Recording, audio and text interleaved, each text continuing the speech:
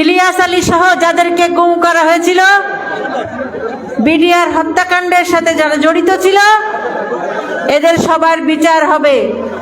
কিন্তু যেহেতু প্রশাসনের সর্বস্তরে ফ্যাসিবাদের দোসররা এখনো রয়ে গেছে, সেই ফ্যাসিবাদের দোসরদের কারণে এগুলো বিলম্বিত হচ্ছে। আমরা চাই যে একটি নিরপেক্ষ সরকারের অধীনে নির্বাচন দিয়ে বর্তমান সরকার একটি গণতান্ত্রিক সরকারের কাছে ক্ষমতা হস্তান্তর করবে। কারণ একটি গণতান্ত্রিক সরকারই পারে এই সমস্ত চলমান সংস্কারকে এগিয়ে নিতে এবং দেশের এই অস্থিতিশীল পরিবেশ থেকে মুক্ত করতে।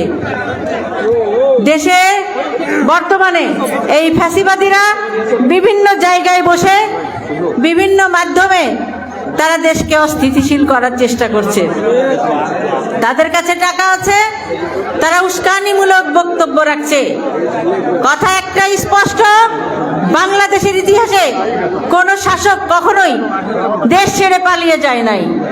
এটাই প্রথম যে শেখ হাসিনা এবং তার দোসররা দেশ ছেড়ে পালিয়ে গিয়েছে।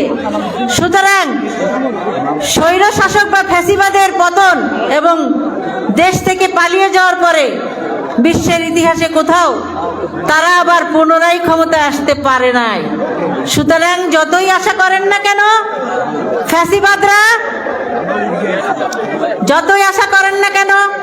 ফ্যাসিবাদরা কখনোই পুনর্বাসিত হতে পারবে না এবং ফ্যাসিবাদদের পুনর্বাসিত করা যাবে না। দেশে বিদেশে বিভিন্ন ষড়যন্ত্রের মাধ্যমে দেশকে অস্থিতিশীল করার চেষ্টা করা হচ্ছে, সেদিকে সজাগ দৃষ্টি রাখবেন।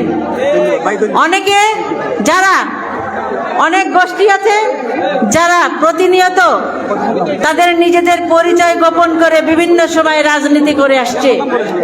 তারা এখন বলছে এখনই জাতীয় নির্বাচন নাই, জাতীয় নির্বাচন নাকি 3-4 বছর পরে হলেও সমস্যা নাই। সমস্যা নাই কেন? কারণ নির্বাচন এখন হলে তারা ক্ষমতায় আসতে পারবে না। সুতরাং এই নির্বাচনকে বিলম্বিত করতে হবে। আর তারা যে সংস্কারের কথা বলছে, বিচারের কথা বলছে, সেই বিচার একটি চলমান প্রক্রিয়া এবং এটার কোনো নির্দিষ্ট সময় নাই। সুতরাং এটা একটি ভাউতাবাজির কথা। সেই ভাউতাবাজিতে আপনারা বিশ্বাস করবেন না। আপনাদেরকে বলতে চাই, আজকে এই পৌলনপুরে অনেক ধরনের অনেক সমস্যা ছিল, আমাদের নেতাকর্মীদের মধ্যে বিভেদ ছিল। আপনারা যখন আজকে ইফতার পার্টিকে কেন্দ্র করে সমস্ত ভেদাভেদ ভুলে আপনারা একসাথে হয়ে আজকে ইফতারে উপস্থিত হয়েছেন, আমি আশা করব আগামীতে আপনারা এই দলকে পরিচালনা করতে গিয়ে একটি সুষ্ঠু অবাধ নির্বাচনের সাথে একটি বিএনপিকে ক্ষমতায় আনার সাথে আপনারা আপনাদের বিভেদ ভুলে একসাথে কাজ করবেন। একতার কোনো বিকল্প নাই, জাতীয় ইস্যুতে এক অবশ্যই হতে হবে। সুতরাং আপনাদের কাছে বিশেষ অনুরোধ থাকবে, সব কিছু ভুলে আপনারা আপনাদের কাজ করে যান এবং নির্বাচন না হওয়া পর্যন্ত এই সব ষড়যন্ত্র এবং আপনাদের যে বিভ্রান্ত এবং অস্থিতিশীলতা থেকে দেশকে রক্ষা করার জন্য এবং নির্বাচন পর্যন্ত আপনারা সবাই মাঠে থাকবেন। দায়িত্ব কিন্তু এখনই শেষ হয়ে যায় নাই, আমাদের বড় দায়িত্ব সামনে আছে। আমরা যদি ভোটের মাধ্যমে বিএনপি ক্ষমতায় আসতে না পারে, তাহলে আমাদের এতদিনের সমস্ত আন্দোলন, এতদিনের ত্যাগ তিতিক্ষা সব কিছু বিফলে যাবে। সুতরাং এতদিনের অর্জনকে, এতদিনের ত্যাগকে আমরা বিফলে যেতে দিতে পারি না।